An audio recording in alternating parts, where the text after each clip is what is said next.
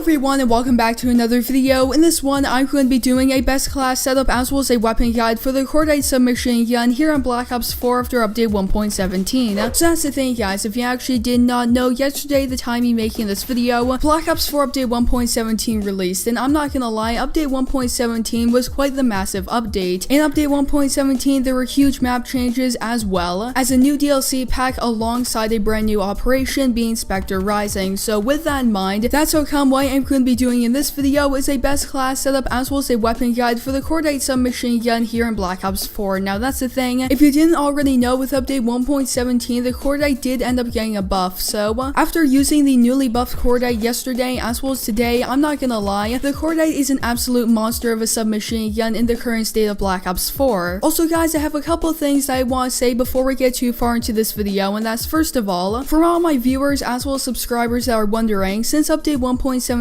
did end up releasing, it means that in the next couple of days I am going to be doing quite a few weapon guides, as well as the gameplay that you are going to be watching on your screen right now is actually a game of TDM here on WMD, and I'm not gonna lie, WMD is a really cool map here in Black Ops 4, and it looks exactly like the original map that was in Black Ops 1, which is really awesome in my opinion. Also guys, if you are enjoying this video, make sure you go ahead and leave a like on it down below. Let's go ahead and see if we can break 10 likes on this video, that'd be absolutely amazing. And yeah guys, now that I got the intro out of the way, let's actually dive right into the video. Alright guys, so of course the first thing that I am going to be talking about in this video, and that's going to be discussing the Cordite submachine gun. Now the Cordite is a very consistent as well as a powerful weapon in Black Ops 4, and you unlock this particular submachine gun at level 40. So that means that the Cordite submachine gun is the second last submachine gun that you unlock in the game behind the SOG 9mm. The Cordite has high damage, a fast fire rate, as well as moderate recoil. If you want to excel using the Cordite, try to stick to those close to medium range engagements, that's where this weapon performs the best, and because the Cordite has high damage as well as a fast fire rate, it means that you can absolutely melt opponents at close range, and in a lot of cases you can effectively take out enemies at medium range when you are going to be using the Cordite, as well as if you do tap fire the weapon and if you control your recoil, you can somewhat effectively take out enemies at those longer ranges. However, if you try to take out enemies at longer ranges, you will notice that the recoil really starts to kick in, as well as the damage on the weapon starts to drop off. So overall, when you are going to be using the Cordite, try to stick to those close to medium range engagements, as well as if you really want to excel when using this weapon, try to aim for the upper chest as well as the head. If you manage to get a headshot with this particular weapon, you are going to be doing a lot of damage and you will be taking out that opponent extremely quickly. So yeah guys, as mentioned a little bit earlier in this video, the Cordite did end up getting a buff with update 1.17, so that's how come what I am going to be doing right now is talking about the changes to the Cordite in update 1.17. So on consoles only, the 5-shot kill range changed from 4 meters to 7.5 meters, the 6-shot kill range changed from 16.5 meters to 19 meters, as well as the 7-shot kill range got changed from 22 meters to 25 meters, as well as the 8-shot kill range changed from 26.5 meters to 32 meters. So that means overall, when you are going to be using the Cordite, it is going to be a lot more effective at those longer ranges, and it also means that the weapon is going to be a lot more effective at close range, being that the 5-shot kill range goes from 4 meters to 7.5 meters, therefore almost doubling the 5-shot kill range, which is quite noticeable. So yeah guys, now I am going to be moving over to the creative class portion of this video, and of course as you can see, the creative class is going to be on your screen right now. So starting off, of course we are going to be using the Cordite submachine gun with the Soul Leader reactive camo, and moving over to our first attachment, we are going to be using grip, just so that way it will be reducing the recoil, just making this weapon more accurate. Then moving over to our second attachment, we are going to be using rapid fire, and what rapid fire is going to be doing is increasing the rate of fire, therefore increasing the time to kill. Moving over to our third attachment, we are going to be using long barrel, therefore making this weapon more effective at medium to longer range. Then for our final attachment, of course we are going to be using the operator mod. For our piece of gear, we are going to be using stim shot, and for this particular class setup, I'm only going to be using one perk, and that's going to be Ghost, and that's just because first of all, Ghost is a really good perk. It's going to be keeping us off the radar if the enemies do end up calling in a UAV, as well as, at least for myself, I like to have more attachments on the Cordite as opposed to having more perks. So yeah guys, that's of course going to be it for the creative class portion of this video. Now I am going to be talking about a couple things that you want to know about this particular class setup before you go ahead and use it. Now as mentioned a little bit earlier in this video, if you want to excel when using the Cordite, try to stick to those close to medium range engagements, as well as aim for the upper body as well as the head. Alongside this, the Cordite Cordite's hipfire spread is actually quite decent, so if you get into a point blank range engagement, you can very effectively take out that opponent by hip firing, especially since this particular class setup has rapid fire as well as the belt fed operator mod. So yeah guys, that's of course going to be it for the weapon guide portion of this video. Now I am going to be moving over to a live commentary of me using this particular class setup live in Black Ops 4. So yeah guys, enjoy the live commentary. Alright guys, so of course welcome to the live commentary portion of this video, and as you can see, this is the creative class that we are going to be using, and of course we are going to be using the Soul Eater reactive camo, which I'm not gonna lie is a really cool camo here in Black Ops 4. Also guys, something that's pretty interesting, and that's of course yesterday, the time me making this video, Operation Spectre Rising did end up being released into Black Ops 4, so if you haven't already seen all the tiers of the operation, here they are. Of course, starting off at tier 1, you do get the Spectre Specialist, which I'm not gonna lie, Spectre looks really cool in this game. Some other notable ones would be the Silver Bullet outfit for Seraph, which I'm not gonna lie looks really cool, as well as the Bending Reality Gesture, which is really neat in my opinion. And then at tier 25, you are going to be getting your first melee weapon, and notably, at tier 50, of course, we are going to be getting the Tiger Shark light machine gun, which so far, from what I've heard from other people, this is a really powerful weapon in Black Ops 4, so I can't wait to go ahead and get my hands on this particular weapon. However, nonetheless, now that I got the intro out of the way, I will see you when I join up into my first game. Also, now you can emote in the lobby, so that's pretty cool. Alright guys, so of course, as you can see, we are going to be joining up into our first game, and this time, we are going to be playing a game of standard TDM here on Masquerade, and at least for this particular game, we did end up joining a little bit late. However, it's not too big of a deal, and it looks like the two teams are pretty tied up, to be honest. And this is actually my second time playing on this particular map, and I'm not gonna lie,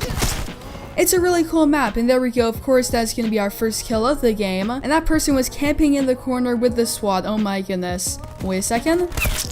Alright, there's another kill. And of course, we are going to be using the brand new Specialist Spectre, which if you guys would like to, feel free to comment down below. What are your thoughts on Spectre in Black Ops 4? Honestly, I think Spectre is a really awesome specialist in the game, and in one of the videos I did end up uploading yesterday, I compared Black Ops 3 Spectre to Black Ops 4 Spectre. So if you guys would like to go ahead and check out that video, there will be a card on your screen right now. Wait a second, it looks like there might be a person over here.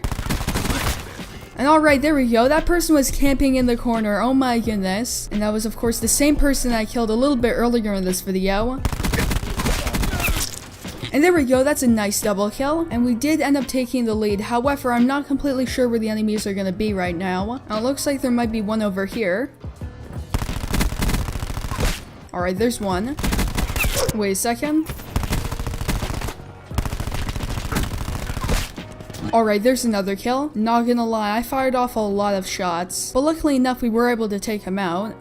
There's another person over here. Alright, there we go. And now we do of course have the Shadow Blade, so of course when I do get the chance I am going to be calling it in. Wait a second, there's a person over here. Alright, took him out. There's another person over here. And we took him out.